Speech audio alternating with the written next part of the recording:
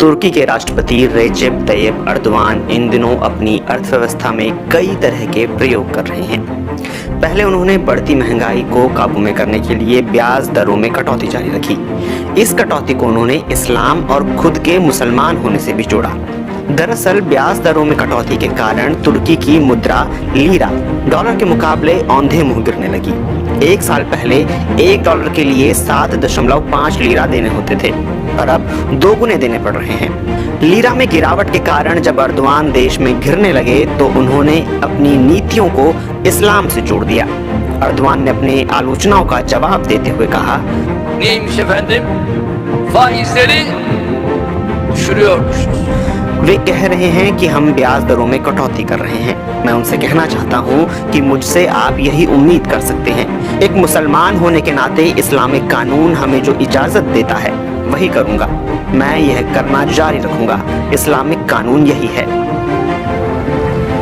Hüküm bu। तुर्की में नवंबर में वार्षिक महंगाई दर 21% पहुंच गई थी। अर्थशास्त्रियों का कहना है कि ये अभी और ऊपर जाएगी। अगले 9 महीनों में महंगाई दर 30% तक पहुंचने की आशंका है। महंगाई बढ़ने के बावजूद तुर्की के केंद्रीय बैंक ने ब्याज दरों में कटौती करना जारी रखा है। सामान्य तौर पर होता यह है कि महंगाई बढ़ने पर ब्याज दरों में बढ़ोतरी की जाती है। तुर्की के केंद्रीय बैंक ने सितंबर से ब्याज दर में 5% पॉइंट्स की कटौती की है, जबकि इस दौरान महंगाई दर 21% तक रही है।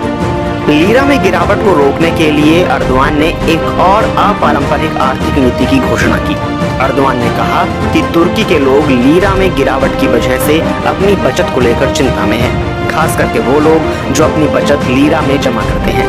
अर्दवान ने कहा कि लीरा में बचत करने वालों को डॉलर की तुलना में उसके मूल्य में गिरावट होने पर नुकसान की भरपाई सरकार करेगी। तुर्की के राष्ट्रपति की इस घोषणा से लीरा में अचानक 20% की मजबूती आई।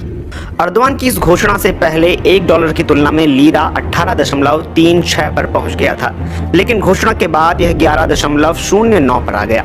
अर्दवान की इस घोषणा से लीरा में बचत करने वाले आश्वस्त हुए, लेकिन आर्थिक जानकारों ने अर्दवान सरकार की इस नीति को टिकाऊ नहीं माना है और बताया है कि इससे तुर्की के राजस्व पर बोझ बढ़ेगा।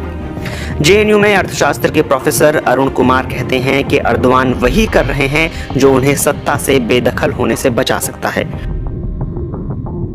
2023 में तुर्की में चुनाव हैं और वे लगातार अलोकप्रिय हो रहे हैं। अर्दवान इस्लामिक प्रतीकों को लेकर बहुत सजग रहे हैं। उनकी पत्नी हिजाब पहनती हैं, जबकि तुर्की में हिजाब प्रतिबंधित था।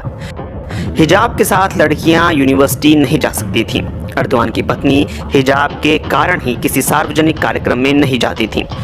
तुर्की के वित्त मंत्रालय ने कहा है कि अर्दवान की नई नीति व्यक्तिगत जमा खाते में लागू होगी और यह 3 से 12 महीने की फिक्स्ड अवधि में लागू होगी।